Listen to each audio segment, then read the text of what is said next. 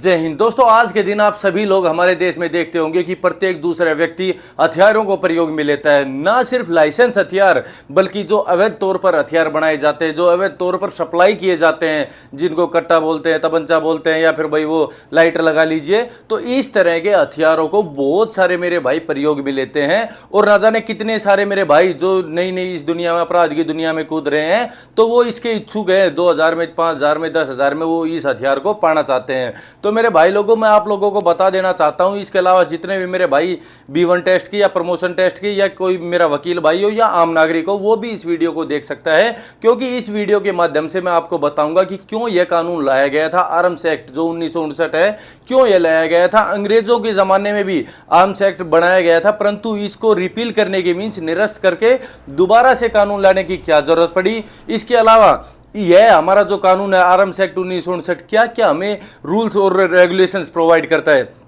जैसे यदि किसी के पास लाइसेंस नहीं होगा, वो ट्रांसपोर्ट करता है, एक्सपोर्ट करता है, मैन्युफैक्चर करता है, एक्विजिशन करता है या उसको सेल एंड परचेज करता है, इस तरह के कोई भी मामले या अपने पोजेशन में रखता है, मींस कब्जे में रखता है, तो ऐसे लोगों को धारा नंबर 25 के तहत आजीवन कारावास तक की सजा दी जा सकती है। मेरे भाई बहुत ज्यादा सजा हो जाती है ये। इसके अलावा कोई भी मेरा भाई प्रयोग में लेता है, कोई हवाबाजी के चक्कर में वह बजा रहा है, या फिर कोई भी विदाउट एनी लाइसेंस इंपोर्ट कर रहा है, एक्सपोर्ट कर रहा है, या जो उसके पास बैठे हुए मेरे भाई दोस्त हैं, जैसे भाई वो अपनी गाड़ी में जा रहा है, हवाबाजी कर रहा है, उसके 4 दोस्त और भी देख रहे हैं उसको, उनको भी पता है इसके पास लाइसेंस नहीं है, या फिर लाइसेंस होते हुए भी भाई और लोगों के अंदर वो दहशत पैदा नहीं कर सकता, उस मींस उसके पास जो भी बंदूक है या जो भी आर्म्स है उसके सहारे, ठीक है। तो यदि वो ऐसा कार्य करता है और उसके दोस्त इन्फॉर्म नहीं करते पुलिस को, तो उसके दोस्त भी बराबर के लायबल है, बराबर की लायबिलिटी बनती है उनकी भी, और उनको भी बराबर की सजा दी जाएगी भाई, ठीक है। इसके अलावा ग्रांट ऑफ लाइसेंस, लाइसेंस कैसे आप बनवा सकते हो, कैसे रिन्यू करवाओगे, कौन आपका लाइसेंस ले सकता है, कितने लाइसेंस आप ले सकते हो। जैसे अभी 2019 के बाद आप सिर्फ 2 आर्म्स के लाइसेंस बनवा सकते हो, जो 1983 के बाद 3 लाइसेंस आप बनवा सकते थे, ठीक है ना भाई।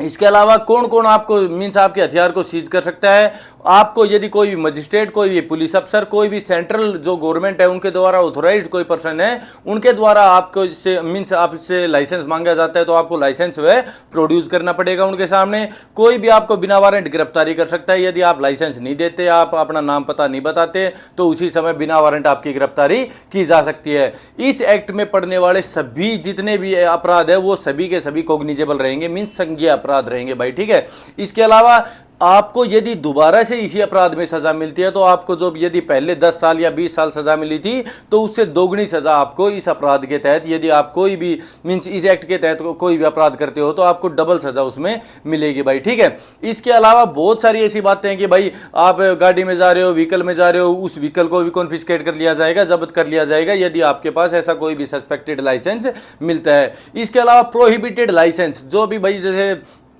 प्रोहिबिटेड आर्म्स हो गए यार, हथियार हो गए, जैसे भाई ये AK-47 होगी, AK-47 अलाउड नहीं है, उसका लाइसेंस भी अलाउड नहीं है, उसको आप लेके जा रहे हो, कहीं भी ट्रांसफर कर रहे हो, कहीं भी इंपोर्ट एक्सपोर्ट कर रहे हो, कहीं भी यूज कर रहे हो, अपने पोजेशन में रख रहे हो, तो इस तरह के हथियारों के संबंध में भी आपको अपराधी साबित किया जा सकता है। इसके अलावा यदि 21 साल से कम के व्यक्ति को आप अपराध सप्लाई मीन्स ये आर्म सप्लाई कर रहे हो, तो उसके पास मिलता है, तो वह भी अपराधी, और जो उसको देने वाला है वह भी अपराधी। इसके अलावा यदि किसी को सजा सुनाई गई है, तो उसके 5 साल तक उसको वह लाइसेंस नहीं दिया जा सकता किसी भी आर्म्स का। इसके अलावा कोई अनसाउंड माइंड पर्सन, मतलब कि कोई भी अपाहिज है या कोई पागल है, ऐसे व्यक्ति को आप नहीं दे सकते हथियार भाई, ठीक है ना। यदि ऐसा करते हो तो आपको दंडनीय करार किया जाएगा। इसके अलावा यदि आपने बॉन्ड भर रखा हो, या भाई उसको बॉन्ड कोर्ट ने उसको बॉन्ड के तहत उसको पाबंद किया गया है कि 3 साल के दौरान आपने अपराध किया तो आपको दोबारा से सजा दी जा सकती है, तो 3 साल के दौरान उसको वह आर्म्स का लाइसेंस नहीं दिया जा सकता, ठीक है भाई। इसके अलावा आप कोई भी भाई उसके जो नोजल होती है, जो मजल होती है, उसको छोटी करते हो, बड़ी करते हो, या फिर हूबहू उसी की कॉपी करके कोई भी हथियार बना रहे हो आप, या फिर कोई भी आप अनैतिक व्यापार, मतलब कि एक अवैध व्यापार करते हो, उस चीज का आदान प्रदान करते हो, ठीक है ना भाई। तो इस तरह के कोई भी मामले जो भी मैंने आपसे डिस्कस किए हैं, कोई भी मामले आपके द्वारा किए जाते हैं तो आपको इस एक्ट के तहत आजीवन कारावास तक की सजा दी जा सकती है। अब मैं पूरा एक्ट आपके साथ डिस्कस करने वाला हूं एक एक धारा। कि भाई सबसे पहले आपने देखा होगा कि 1857 की क्रांति में मेरे बहुत सारे जो भारतीय लोग थे उन्होंने हथियारों को प्रयोग में लिया था। इसी बात को मद्देनजर रखते हुए अंग्रेज भाइयों ने सोचा कि भाई इस तरीके से तो हमारा ये भारत है ये आजाद हो जाएगा और अंग्रेजों की गुलामी से ये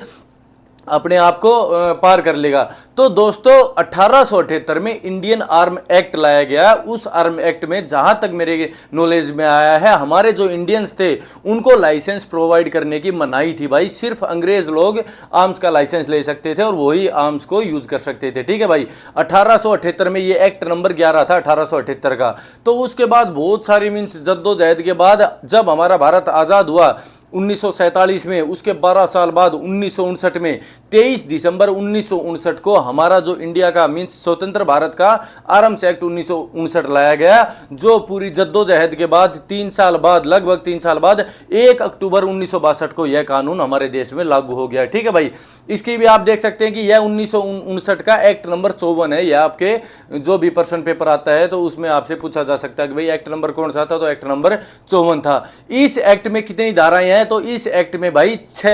46 धाराएं हैं और 6 चैप्टर है। यह भी आपके क्वेश्चन पेपर में क्वेश्चन पूछा जा सकता है कि कितने चैप्टर हैं, 6 चैप्टर है। कितनी धाराएं हैं, 46 धाराएं हैं। तो भाई इसमें से मेन धाराएं मैं आपके साथ अभी डिस्कस करने वाला हूं, जो भी 20-22 धाराएं हैं, क्योंकि ये भाई सबसे इंपॉर्टेंट एक्ट है आपका। इसमें से बहुत सारी धाराएं बहुत सारे क्वेश्चन पेपर में पूछी जा सकती है और बहुत सारे मेरे भाइयों के लिए यह एक्ट बहुत जरूरी भी है भाई। ठीक है,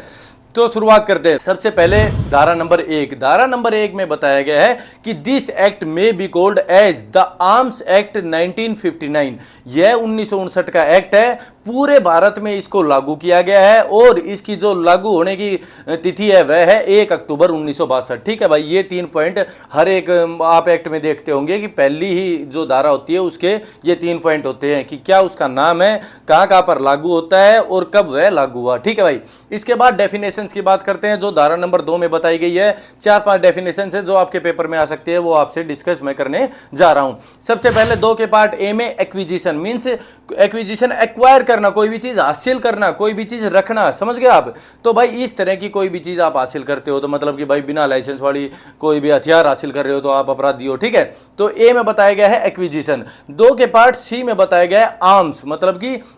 बी में बताया गया है एमुनिशन और सी में बताया गया है आर्म्स। आर्म्स मतलब कि हथियार। ठीक है भाई, 2 के पार्ट ई के पार्ट ए में बताया गया है लाइसेंस, मतलब कि आर्म्स के लिए आपको लाइसेंस लेने की बहुत ही जरूरत है, उस लाइसेंस के बारे में बताया गया है भाई। ठीक है, 2 के पार्ट एफ में बताया गया है लाइसेंस अथॉरिटी, कि किस अथॉरिटी से, कौन लाइसेंस अथॉरिटी रहेगी जो आपको लाइसेंस ग्रांट करेगी भाई। ठीक है, इसी के पार्ट 2 के पार्ट एफ के पार्ट एफ में बताया गया है कि मजिस्ट्रेट, कि भाई मजिस्ट्रेट को आपको सूचना देनी होगी यदि कोई भी मैन्युफैक्चर कर रहे हो, सेल कर रहे हो, 45 दिन के अंदर अंदर मींस आपको वह मींस जो भी इंफॉर्मेशन है वो उनको सौंपनी होगी। ठीक है, इसके अलावा हम बात करते हैं 2 के पार्ट के में, जिसमें बताया गया है कि ट्रांसफर, कि भाई जैसे आप देखोगे कि भाई धारा नंबर 12 में कि इंपोर्ट एक्सपोर्ट ट्रांसफर नहीं कर सकते हथियारों का। ठीक है, तो ये सब चीजें, ये आपकी 5-7 डेफिनेशन थी, वो मैंने आपको बता दिया, आप इससे याद कर सकते हो। दोस्तों ये यार मेरा चैनल बनाने का सबसे मेन मोटिव क्या है कि आपको मेरे चैनल पर मैं कहीं भी देख के नहीं बोलता, कहीं भी बोर्ड के ऊपर, मल्टीमीडिया के ऊपर इधर उधर देख के या फिर कोई अपनी बुक में देख के। अदरवाइज आप YouTube पे जितने चैनल देखोगे, हजारों चैनल्स आपको मिलेंगे, परंतु सबके सब भाई देख के मल्टीमीडिया पे, बोर्ड पे वो देख के पढ़ाते हैं। परंतु यार मेरा बिल्कुल अलग तरीका रहेगा आप लोगों के लिए कि बिल्कुल आपको वो चीजें दिमाग में सेट हो जानी चाहिए, आपके सबकॉन्शियस माइंड में, तो वो चीज सेट कर लीजिए। उसी हिसाब से मैं करवा रहा हूं कि मैं कर सकता हूं तो यार आप क्यों नहीं कर सकते। ठीक है ना भाई, तो ये सभी चीजें आपके दिमाग में होनी चाहिए। इसके बाद हम बात करते हैं धारा नंबर 3 की। धारा नंबर 3 में बताया गया है कि लाइसेंस आपके लिए बहुत ही जरूरी है। यदि आप कोई भी आर्म्स एक्वायर कर रहे हो, मींस एक्विजिशन मतलब हासिल कर रहे हो, या फिर उसको पोजेशन में रख रहे हो, मींस पोजेशन में कब्जे में रखना या फिर उसको हासिल करना, इन दोनों चीजों के लिए लाइसेंस होना बहुत ही जरूरी है। ठीक है भाई, इसके अलावा जो आपका क्या लाइसेंस, जो आपका मींस केयर टेकर है, जो मेरा नौकर है या मेरा पीए या मेरा बॉडीगार्ड है, तो वो यदि रिन्यूअल के लिए या फिर रिपेयर के लिए, या कहीं भी मेरा हथियार मेरे साथ मींस मेरी प्रेजेंस में लेके चल रहा है, या फिर मेरी रिटर्न अथॉरिटी के बाद क्या उसको लाइसेंस की जरूरत नहीं है, तो मेरे भाई नहीं है उसको। यदि वो मेरे साथ चल रहा है, या फिर मैं उसको रिटर्न अथॉरिटी दे रहा हूं, या फिर वो मेरे हथियार को रिपेयर करवा के ले आ रहा है, रिन्यू करवा के ले आ रहा है, तो उसको हथियार की जरूरत नहीं है। इसके अलावा इस धारा में और भी बताया गया है कि धारा नंबर 3 के तहत जब 1983 का जो अमेंडमेंट हुआ, 1983 के अमेंडमेंट के बाद यह लागू कर दिया गया था कि पहले तो भाई यह कोई प्रेस्क्राइब्ड उसमें मीन्स एक वो नहीं दिया गया था कि भाई कितने हथियार रख सकते हैं, परंतु 1983 के बाद यह कह दिया गया था कि सिर्फ एक व्यक्ति 3 हथियार रख सकता है, 3 लाइसेंस बनवा सकता है। 3 के ज्यादा जितने भी लोगों के पास है तो उनको 1 साल के अंदर अंदर, उस एक्ट के शुरू होने के 1 साल के अंदर अंदर उनको वह हथियार जमा करवाना होगा भाई, ठीक है। वह कहां जमा करवाना होगा? जो भी उनके नियरेस्ट पुलिस स्टेशन है, या फिर जो भी आर्मी, एयरफोर्स या नेवी की जो उनकी यूनिट है, या जहाज पे भी एक भाई उनकी एक वो मतलब होती है जमा करने की, ठीक है ना। तो इस तरीके से वो वहां पे उसको जमा करवा सकते हैं। वही अमेंडमेंट जो 2019 में हुआ, 2019 के अमेंडमेंट के बाद इन 3 हथियारों को 2 हथियार कर दिया गया, मीन्स 2 लाइसेंस आप बनवा सकते हो। 2 के ज्यादा आपका लाइसेंस है या आपके हथियार है तो आपको नियरेस्ट पुलिस स्टेशन में या फिर आपकी पर्टिकुलर यूनिट में जमा करवाने होंगे भाई, ठीक है। तो ये सब चीज़ें इसमें थी भाई, जो मैंने आपको बता दिया धारा नंबर 3 के तहत कि लाइसेंस मीन्स एक्वायर नहीं कर सकते, पोजेशन में नहीं रख सकते, बिना लाइसेंस कोई हथियार नहीं रख सकता, वो सभी अपराध आगे बताऊंगा कि कितनी सजा मिलेगी, इसमें डिस्क्राइब किया हुआ है भाई, ठीक है। इसके बाद बात करते हैं धारा नंबर 4 की। इसमें बताया गया कि कोई भी डिस्क्राइब्ड आर्म्स यहाँ पे नहीं है, जैसे भाई कोई पिस्टल हो गया, कोई मतलब कि मजल हो गया, कोई ये राइफल हो गया, तो इसके अलावा भी बहुत सारे हथियार होते हैं, जैसे भाला हो गया, तलवार हो गया। तो इन चीज़ों के भी लाइसेंस यदि हमारी सेंट्रल गवर्नमेंट या ऐसा प्रेस्क्राइब करती है, ऐसा डिस्क्राइब करती है कि इन चीज़ों के भी हथियार मीन्स लाइसेंस होने चाहिए, तो ऐसे हथियारों के भी लाइसेंस करवाने के लिए हमारी ऑफिशियल गैजेट मतलब कि एक इंफॉर्मेशन जारी कर सकती है हमारी सेंट्रल गवर्नमेंट की भाई इन चीज़ों की भी लाइसेंस होने चाहिए भाई, ठीक है। इसके अलावा भाई अलग अलग एरिया में भी वो पर्टिकुलर ये वो कर सकते हैं कि भाई ये डिस्टर्ब्ड एरिया है, यहाँ पे भाई लाइसेंस वाले भी अलाउड नहीं होंगे। तो इस तरह की चीज़ें आप धारा नंबर 4 में देख सकते हो। इसके बाद धारा नंबर 5 में बताया गया है कि कोई भी मैन्युफैक्चर करता है, कोई भी सेल करता है, इंपोर्ट करता है, एक्सपोर्ट करता है, ट्रांसफर करता है, सेल परचेज करता है, इस तरह की कोई भी हथियार को बिना किसी लाइसेंस के ये सभी एक्ट करता है तो उसको धारा नंबर 5 में डिस्क्राइब किया हुआ है भाई, ठीक है। इसके अलावा इसमें आपको बताया गया है कि भाई जो भी इंपोर्ट एक्सपोर्ट होता है या फिर इस चीज के बारे में यदि आप मैन्युफैक्चर करके सेल कर रहे हो तो आपको जो नियरेस्ट आपका मींस कंसर्न जो मजिस्ट्रेट है उसको इन्फॉर्म करना होगा, और 45 दिन की यदि इंफॉर्मेशन 45 दिन के अंदर अंदर इन्फॉर्म करना होगा। यदि 45 दिन के अंदर इन्फॉर्म नहीं करते हो तो आप अपराधी साबित कर दिए जाओगे भाई, ठीक है। इसके बाद हम बात करते हैं धारा नंबर 6 की। इसमें बताया गया कि यदि आप हथियार जो भी आपकी भाई वो राइफल होती है उसकी बड़ी सी वो एक मजल होती है तो उसको आप छोटा करते हो, या फिर जिसके ऊपर मतलब कि भाई यार छोटी है उसको हुबहू वैसी बना रहे हो, इमिटेट करके नकल करके, तो ऐसे मामलों में यदि आपके पास लाइसेंस नहीं है उसको छोटी बड़ी करने का या उस जैसी हुबहू बनाने का, तो आपको इस धारा के तहत दंडनीय करार किया जाएगा भाई, ठीक है। इसके बाद धारा नंबर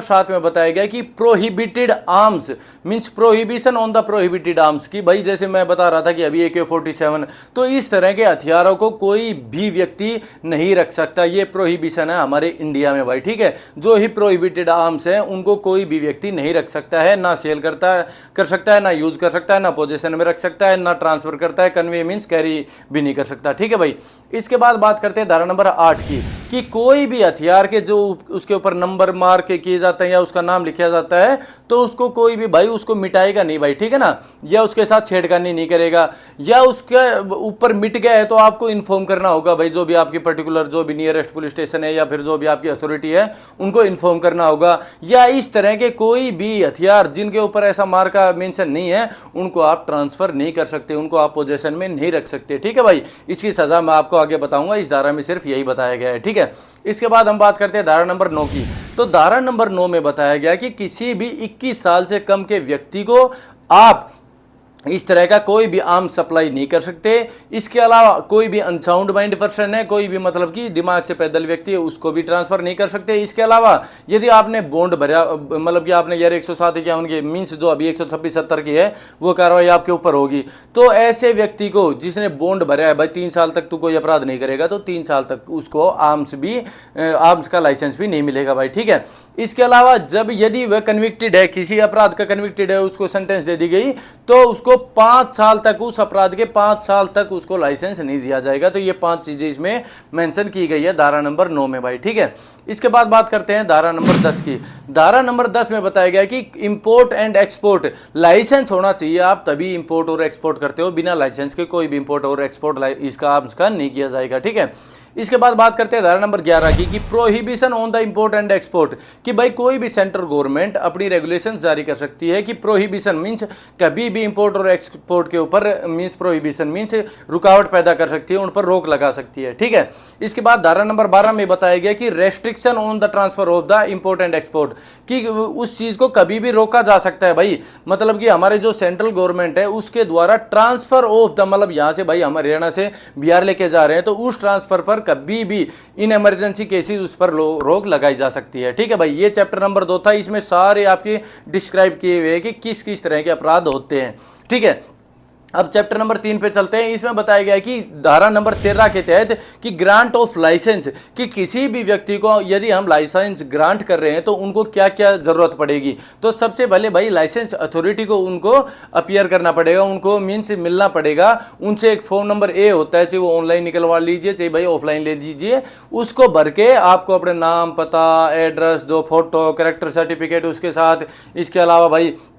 आपकी जो मेडिकल सर्टिफिकेट है वो भी आपको देनी पड़ेगी। उसके बाद लाइसेंस अथॉरिटी पुलिस डिपार्टमेंट के पास, पुलिस स्टेशन के पास उसको वेरीफाई करने के लिए भेजती है कि भाई एक्चुअल में इस व्यक्ति को थ्रेट है, मीन्स धमकी दे रखी है, या फिर उसको एक्चुअल में ज़रूरत है, अब भाई इसकी भाई क्रॉप प्रोटेक्शन में चाहिए इसको, या फिर स्पोर्ट्स के लिए चाहिए, या फिर इसको भाई खुद की प्रोटेक्शन के लिए चाहिए, तो पुलिस ऑफिसर या पुलिस SHO उसको भाई एक प्रेस्क्राइब टाइम, एक लिमिटेड टाइम के अंदर उनको वापस वह रिपोर्ट जमा करवाएगा। यदि limited time police officer report जमा नहीं करवाता है तो लाइसेंस अथॉरिटी के पास पावर होती है कि वह खुद से भी अपना वह डिसीजन ले सकती है कि वह लाइसेंस ग्रांट करना चाहिए या नहीं करना चाहिए, ठीक है भाई,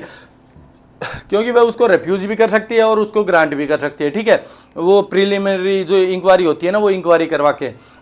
इसके बाद हम सीधा चलते हैं धारा नंबर 19 की कि power to produce any license, कि हमारा कोई पुलिस ऑफिसर है या सेंट्रल गवर्नमेंट द्वारा कोई भी ऑथराइज्ड पर्सन है, उसके द्वारा यदि आपसे लाइसेंस मांगा जाता है, आपके पास कोई हथियार मिलता है तो उस हथियार का लाइसेंस आपसे मांगा जाता है, तो आपको वह लाइसेंस प्रोवाइड करवाना पड़ेगा। और यदि वह लाइसेंस आप प्रोवाइड नहीं करवाते हो तो आपका नाम पता पूछा जाएगा, नाम पता भी नहीं बताते हो तो आपको बिना वारंट गिरफ्तारी की जाएगी। ये सब कुछ धारा नंबर 19 में बताया गया है भाई, ठीक है। इसके बाद धारा नंबर 20 में बताया गया है कि भाई कोई भी अरेस्ट सस्पिशियस तौर पे आपको भाई आपके पास लाइसेंस हो चाहे नहीं हो, यदि किसी भी व्यक्ति को लगता है, हमारे जो पब्लिक सर्वेंट है उसको लगता है, कोई रेलवे वाले को लगता है कि आप किसी भी जहाज में, रेलवे में, बस में कहीं भी लेके जा रहे हो हथियार, चाहिए आपका लाइसेंस वाला ही हथियार क्यों ना हो, उनको अंदेशा है कि आप गलत तौर पर इसको प्रयोग में करने वाले हो, तो वह व्यक्ति भी आपको बिना वारंट गिरफ्तारी करके आपके हथियार को, इवन आपको भी अरेस्ट कर सकता है और आपके हथियार को सीज कर सकता है भाई, ठीक है। यह धारा नंबर 20 ऑफ आर्म्स एक्ट 1959 में बताया गया है। इसके बाद हम बात करते हैं धारा नंबर 21। इसमें बताया गया है कि कोई भी व्यक्ति जिसका लाइसेंस एक्सपायर हो गया है, उसको रिन्यू नहीं करवाया है, या फिर जिसका लाइसेंस था उस व्यक्ति की डेथ हो चुकी है, तो उसका लायबल जो पर्सन था, तो वह व्यक्ति, उसका हायर्स जो होते हैं, तो वे व्यक्ति उसको वापस जमा करवाएंगे या फिर उसको रिन्यू करवाएंगे भाई, ठीक है। अदरवाइज इस धारा में उनको डिस्क्राइब किया हुआ है कि ये अपराधी होंगे जिनको अभी मैं उनकी सजा मैं बताने वाला हूं, ठीक है। इसके बाद धारा नंबर 22 कि कोई भी मजिस्ट्रेट किसी भी समय किसी भी व्यक्ति के पास, जिसके पास उसको अंदेशा है कि इसके पास भाई हथियार है, तो उसका लाइसेंस चेक कर सकता है, सर्च कर सकता है, सीजर कर सकता है भाई, ठीक है। इसकी पनिशमेंट धारा नंबर 25 में मैं आपको बताने वाला हूं। इसके बाद धारा नंबर 23 कि कोई भी पुलिस ऑफिसर या सेंट्रल गवर्नमेंट द्वारा ऑथराइज्ड एनी पर्सन किसी भी व्हीकल में, किसी भी पर्सन के पास, किसी भी मतलब कि उसके कैंपस में, उसका जो भी भाई प्रीमिसेस होती है, वहां पे उसके हथियार को चेक कर सकता है, सर्च कर सकता है, उसको अरेस्ट कर सकता है और डिटेन भी कर सकता है भाई, ठीक है। ये सारे मामले धारा नंबर 23 के अंतर्गत आते हैं भाई, ठीक है। इसके बाद धारा नंबर 24 में बताया गया है कि कोई भी जो भाई मीन्स डिस्टर्ब एरियाज में कोई यूज करता है, इसकी मतलब 24 के पार्ट ए और बी भी है, तो पोजेशन में रखता है या फिर उसको कन्वे करता है, ट्रांसफर करता है डिस्टर्ब एरियाज में, जहां यह भाई अलाउड ही नहीं है इस तरह की, ठीक है ना। तो ऐसे लोगों को भी इस धारा के तहत मेंशन किया गया है। इसके बाद धारा नंबर 25, ये वैसे हमारे 24 उसमें सिलेबस में नहीं थी, मैंने वैसे भाई डिस्कस कर दी। धारा नंबर 25 सबसे मोस्ट इंपॉर्टेंट है, जिसमें आपकी पनिशमेंट के बारे में बताया गया है। दोस्तों धारा नंबर 25 के आगे अब मैं जितनी भी धाराएं डिस्कस करने वाला हूं, उसमें आर्म्स एक्ट 1959 के तहत आप कोई भी अपराध करते हो, कोई भी किसी भी आर्म्स का सेल करते हो, परचेज करते हो, मैन्युफैक्चर करते हो, ट्रांसफर करते हो, इंपोर्ट करते हो, एक्सपोर्ट करते हो, पोजेशन में रखते हो, तो इस तरह का कोई भी अपराध करते हो तो इस धारा नंबर 25 के आगे आपको अपराध के बारे में, उसके दंड के बारे में बताया गया है। तो सबसे पहले सबसे मोस्ट इंपोर्टेंट सेक्शन धारा नंबर 25 के कुछ पार्ट्स है, वो मैं आपके साथ डिस्कस करने वाला हूं, जिसमें सबसे पहले धारा नंबर 25 के पार्ट 1 में इसमें बताया गया है कि यदि आप कोई भी अपराध जो सेक्शन नंबर 5 मतलब मैन्युफैक्चर करता है कोई, या फिर उसको सेल करता है, ऐसा अपराध कोई करता है, या फिर 6 में उस मजल को छोटी बड़ी करता है, या फिर उसको हुबहू वैसी ही बंदूक बनाता है, या फिर 11 में कि prohibition on import and export था, उसके बाद भी आप इंपोर्ट और एक्सपोर्ट कर रहे हो, तो इन 3 धाराओं के तहत यदि कोई भी व्यक्ति अपराध करता है तो उसको धारा नंबर 25 के पार्ट नंबर 1 के तहत 7 साल से आजीवन कारावास तक की सजा सुनाई जा सकती है। तो इसलिए मेरे सभी भाई ध्यानपूर्वक इस बात को सुने कि आजीवन कारावास तक की सजा उस व्यक्ति को मिल सकती है भाई, ठीक है। इसके धारा नंबर पार्ट 1 के पार्ट ए में बताया गया है कि यदि कोई भी व्यक्ति धारा नंबर 7 का ऑफेंस करता है, 7 में क्या बताया गया था कि prohibition on the prohibited arms, कि कोई भी प्रोहिबिटेड जिन पर रोक लगाई गई है, जिन हथियारों को आप प्रयोग में नहीं ले सकते लाइक AK-47,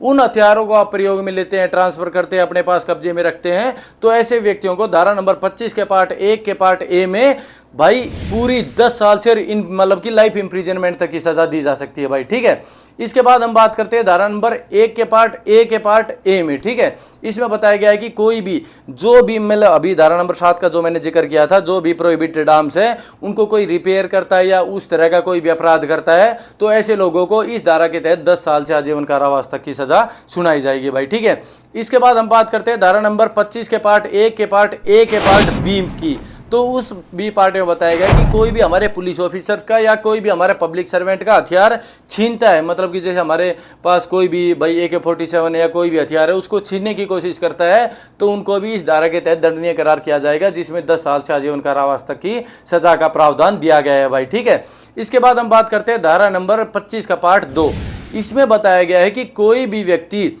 जो 21 साल से कम उम्र वाले व्यक्ति को ये अपराध मतलब कि जो भी आर्म्स है वो सप्लाई करता है, या फिर मतलब जो धारा नंबर 9 के पार्ट 1 के पार्ट ए में बताई गई थी, ठीक है ना भाई, तो ये बताई गई है, ये इसका दंड बताया गया है धारा नंबर 25 के पार्ट 2 में, तो उसको 1 साल की सजा से दंडनीय करार किया जाएगा। इसके बाद हम बात करते हैं धारा नंबर 25 के पार्ट 3 में। इसमें बताया गया है कि कोई भी without any permission of that magistrate उस चीज को सेल करता है, उस चीज को मैन्युफैक्चर करता है, जो धारा 5 का अपराध था जो मैं आपको बता रहा हूं, वह इस धारा के तहत दंडनीय करार किया जाएगा उसको, जो धारा नंबर 25 के पार्ट 3 में आपको बताया गया है, ठीक है भाई। इसमें यदि ऐसे व्यक्तियों को मींस यदि वो इंफॉर्मेशन नहीं देता मजिस्ट्रेट को, या फिर इंफॉर्मेशन देने के 45 दिन के बाद उस चीज को सेल परचेज करता है, तो ऐसे व्यक्तियों को इस धारा के तहत 6 महीने की सजा और 500 रुपए के जुर्माने से दंडित किया जाएगा, ठीक है। इसके बाद बात करते हैं हम धारा नंबर 25 के पार्ट नंबर 4 की। इसमें बताया गया है कि कोई भी व्यक्ति विदाउट एनी परमिशन,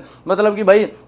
आप को लाइसेंस प्रोड्यूस करने के लिए बोल दिया, फिर भी आप लाइसेंस प्रोड्यूस नहीं कर रहे हो, तो ऐसे व्यक्तियों को धारा नंबर 4 के तहत 6 महीने की सजा और 500 रुपए के जुर्माने से दंडित किया जाएगा। इसके बाद हम बात करते हैं धारा नंबर 25 के पार्ट 5 की। इसमें बताया गया है, जो पहले धारा नंबर 19 में भी मैंने डिस्कस किया था, कि यदि कोई भी हमारा पब्लिक सर्वेंट या फिर कोई भी हमारी सेंट्रल गवर्नमेंट द्वारा ऑथराइज्ड एनी पर्सन आपको लाइसेंस आपसे लाइसेंस मांगता है और आप प्रोड्यूस नहीं कर पाते या आप नाम पता नहीं बता पाते हो, तो उनको इस धारा के तहत धारा नंबर 25 के पार्ट 5 के तहत उनको दंडित करार किया जाएगा, जिसमें आपको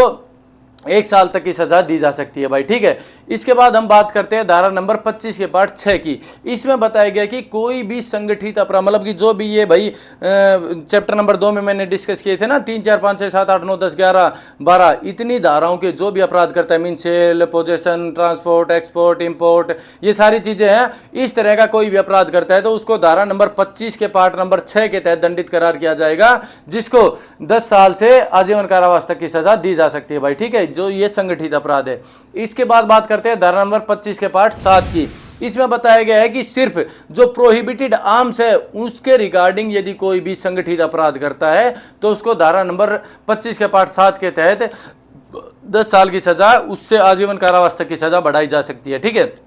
इसके बाद हम बात करते हैं धारा नंबर 25 के पार्ट 8 की। इसमें बताया गया है कि कोई भी व्यक्ति जो भाई ऐसे हथियारों का व्यापार करता है, मीन से अवैध तौर पर व्यापार करता है, उनको इधर उधर ले जाता है, या फिर मतलब कि एक बड़े तौर पे व्यापार करता है ऐसे मीन्स बिना लाइसेंस वाले हथियारों का, तो उसको धारा नंबर 25 के पार्ट 8 के तहत 10 साल से आजीवन कारावास तक की सजा दी जा सकती है भाई, ठीक है। इसके बाद बात करते हैं धारा नंबर 25 के पार्ट 9 में कि कोई भी व्यक्ति इस तरह के हथियार को, मतलब कि जैसे हॉर्स फायर, मतलब कि कोई भी भाई ब्याह शादी में या इस तरीके से भाई उसको प्रयोग में लेता है तो उसको धारा नंबर 25 के पार्ट 9 के तहत 2 साल की सजा और 1 साल मतलब 1 लाख रुपए के जुर्माने से दंडित किया जा सकता है, ठीक है भाई। तो ये धारा नंबर 25 के सारे 9 पार्ट थे, वे मैंने आपसे डिस्कस किए। इसके बाद हम बात करते हैं धारा नंबर 26 की कंसीलमेंट। कोई भी आप यदि जहाज में जा रहे हो, हवाई जहाज में जा रहे हो, आप ट्रेन में जा रहे हो, कहीं भी आप कंसील करके उस हथियार को लेके जा रहे हो तो ऐसे व्यक्तियों को, कंसील मतलब छुपा के किसी भी हथियार को लेके जा रहे हो तो ऐसे व्यक्तियों को धारा नंबर 26 के तहत दंडित किया जाएगा, जिसमें बताया गया है कि यदि धारा नंबर 3, 4 या 10 या 12 के तहत आपको अपराध करते हो, जो 3 में बताया था कि एक्वायर मतलब कि एक्विजिशन में रखता है, 4 में बताया गया था भाला भूला मतलब कि अलग से जो हथियार होते हैं जिनके लाइसेंस हमारी सेंट्रल गवर्नमेंट बता सकती है कि भाई इनके लाइसेंस भी जरूरी है, 10 में इंपोर्ट एक्सपोर्ट बताया था और 12 में restrict on the transfer of import and export, ठीक है भाई। तो इन वाले कोई भी अपराध करता है तो धारा 26 के पार्ट 1 में बताया गया है कि उनको 3 साल से 7 साल की सजा दी जाएगी भाई, सॉरी 6 महीने से 7 साल तक की सजा उनको दी जाएगी। इसके अलावा इसी पॉइंट नंबर 2 में बताया गया है कि यदि आप धारा नंबर 5, 6, 7 या फिर 10 का अपराध करते हो, 5, 6, 7 और 11 का अपराध करते हो तो आपको 7 साल से और आजीवन कारावास तक की आपको सजा दी जा सकती है भाई, ठीक है। इसके अलावा इसी के पॉइंट नंबर 3 में बताया गया कि भाई ऐसी कोई कंसीलमेंट आप मजिस्ट्रेट, यदि मजिस्ट्रेट आपकी चेकिंग कर रहा है, जो धारा नंबर 22 में बताया गया था कि मजिस्ट्रेट आपकी चेकिंग कर रहा है फिर भी आप वह चीज छुपा रहे हो तो आपको 10 साल तक की सजा दी जा सकती है भाई, ठीक है। इससे पहले वाले में थी 7 साल से 10 साल की सजा, ठीक है भाई। इसके बाद हम बात करते हैं धारा नंबर 27 की। कोई भी ऐसे हथियारों को प्रयोग में लेता है तो प्रयोग में लेने वालों को भी भाई अलग अलग सजा दी गई है। जो यदि आप जो धारा नंबर 5 के तहत जो अपराध बताए गए थे, अगर कोई भी मैन्युफैक्चर करता है, पोजेशन करता है, ट्रांसपोर्ट, इंपोर्ट, इस तरह का कोई भी अपराध वाले मामलों में उन हथियारों को प्रयोग में लेता है तो ऐसे व्यक्तियों को इस धारा के तहत 7 साल से आजीवन कारावास तक की सजा दी जाएगी भाई, ठीक है। इसी के पॉइंट नंबर 2 में बताया गया कि जो प्रोहिबिटेड आर्म्स है उनको प्रयोग में लेता है तो ऐसे व्यक्तियों को आजीवन कारावास तक की सजा दी जा सकती है भाई, ठीक है। इसी के लास्ट पॉइंट में बताया गया है कि यदि ऐसे हथियारों को प्रयोग में लेके, जो प्रोहिबिटेड आर्म्स उनको प्रयोग में लेके किसी की डेथ कर देते हो आप तो ऐसे व्यक्तियों को डेथ पेनल्टी भी दी जा सकती है। ये 27 के पार्ट नंबर 3 में आपको बताया गया है, ठीक है। इसके बाद हम बात करते हैं धारा नंबर 28 की। इसमें बताया गया कि यदि कोई भी पुलिस अफसर या कोई भी पब्लिक सर्वेंट आपको गिरफ्तार करने जाता है तो उसको आप रेस्ट्रिक्ट करते हो, प्रोहिबिट करते हो, अपनी गिरफ्तारी में रेसिस्ट करते हो और आप हथियार प्रयोग में लेकर ऐसा कार्य करते हो तो आपको इस धारा के तहत 10 साल तक की सजा दी जा सकती है, धारा नंबर 28 के तहत, ठीक है भाई। इसके बाद बात करते हैं धारा नंबर 29 की। धारा नंबर 29 में बताया गया कि यदि आप किसी भी बिना लाइसेंस वाले व्यक्ति से लाइसेंस प्राप्त कर रहे हो या बिना लाइसेंस वाले व्यक्ति को मतलब कि ऐसा आर्म्स ट्रांसफर कर रहे हो या कन्वे कर रहे हो तो आपको भी, या फिर जो बिना लाइसेंस वाले व्यक्ति था ऐसे व्यक्तियों को भी इस धारा के तहत 3 साल की सजा दी जा सकती है भाई, ठीक है। अब बात करते हैं धारा नंबर 30 की, जिसमें बताया गया कि जो इन सभी धाराओं में जो भी भाई अपराध है वो डिस्क्राइब नहीं किए हुए, जैसे भाई कोई भी अपने हथियार के साथ फोटो अपलोड कर देता है तो ऐसे लोगों को धारा नंबर 30 के तहत 6 महीने की सजा से दंडित किया जाएगा। इसके साथ साथ 2000 रुपए का जुर्माना भी उसके ऊपर इंपोज किया जा सकता है। इसके बाद हम बात करते हैं धारा नंबर 31 की। धारा नंबर 31 में बताया गया कि कोई भी यदि ऐसा ऑफेंस दोबारा से करता है तो दोबारा यदि ऑफेंस करने वाले व्यक्ति को जितनी सजा उसको पहली बार मिली थी, यदि 20 साल की मिली थी, तो दोबारा से उसको दुगनी सजा 40 सजा उसको सजा के तौर पर सुनाई जाएगी भाई। ठीक है, इसके बाद हम बात करते हैं धारा नंबर 32 की। ये कहता है कि भाई पावर टू कॉन्फिस्केट की भाई कोई भी पुलिस ऑफिसर जो उनको अरेस्ट करता है, जिनके पास लाइसेंस नहीं मिलता है, जिनको मतलब कि लाइसेंस प्रोड्यूस करने के लिए कहता है वो नहीं कर पाता, ऐसे लोगों को गिरफ्तार कर सकता है। कॉन्फिस्केट मतलब कि उनकी सब चीजों को कॉन्फिस्केट कर सकता है, सीज कर सकता है भाई। ठीक है, अब बात करते हैं धारा नंबर 35 की। इसमें बताया गया कि कोई भी आपका फ्रेंड हो, भाई आप गाड़ी में चल रहे हो, हवाबाजी कर रहे हो, आपके दोस्तों को पता है आपके पास लाइसेंस नहीं है, आप या फिर लाइसेंस होते हुए भी आप हवाबाजी कर रहे हो, तो उनकी यह लाइबिलिटी बनती है कि वो पुलिस ऑफिसर को इन्फॉर्म करेंगे। यदि वे नहीं करते और अपराध कोई हो जाता है तो वो भी बराबर के उस अपराध के लायबल है भाई सभी उसके दोस्त। ठीक है, इसके बाद धारा नंबर 36 में बताया गया है कि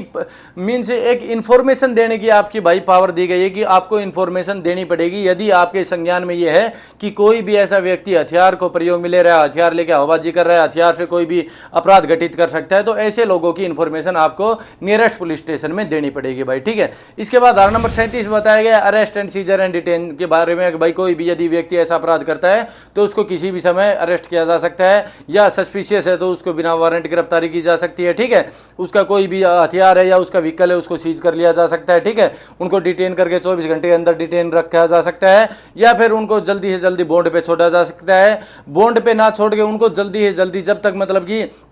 वो हमारा जो मजिस्ट्रेट है उनके पास पेश नहीं कर दिया जाता तब तक उनका बॉन्ड वह करार रहेगा भाई। ठीक है, इसके बाद धारा नंबर 38 की बात करते हैं। तो धारा नंबर 38 में इस एक्ट में बताए गए सभी अपराध कोग्निजेबल होंगे, मतलब संज्ञेय अपराध माने जाएंगे। इसके बाद बताते हैं धारा नंबर 39 की। भाई जो हमारी सेंट्रल गवर्नमेंट है वो उसकी परमिशन मतलब कि जो हमारा मजिस्ट्रेट है उसकी नॉलेज में होनी चाहिए। यदि कोई भी लाइसेंस प्राप्त करता है तो उनसे परमिशन लेनी चाहिए, यदि परमिशन नहीं लेते तो इसके तहत आपको इस धारा में डिस्क्राइब किया गया है। तो दोस्तों आपके इस एक्ट में, आर्म्स एक्ट में, ये जो मेन धाराएं थी वो सभी मैंने आपसे डिस्कस की। इसमें 6 चैप्टर थे, 46 धाराएं थी, परंतु मैंने आपको शायद 25 से 30 धाराएं डिस्कस करी है जो आपके सिलेबस के अकॉर्डिंग बहुत ही इंपॉर्टेंट है। इसके अलावा जो आम नागरिक भाई जो हथियारों के संबंध में जानकारी रखना चाहता था वो सारी जानकारी मैंने अपने इस वीडियो के माध्यम से आप सभी लोगों को प्रोवाइड कर दी है। फिर भी आपको यदि कोई भी क्यूरी जाता आप कॉमेंट बॉक्स में कॉमेंट कर सकते हो, और यदि आप चाहते हो कि मैं किसी भी अलग टॉपिक के ऊपर वीडियो बनाऊं तो आप मुझे कॉमेंट बॉक्स में मुझे अवगत करवा सकते हो। आज के लिए इतना ही। जय हिंद, जय भारत।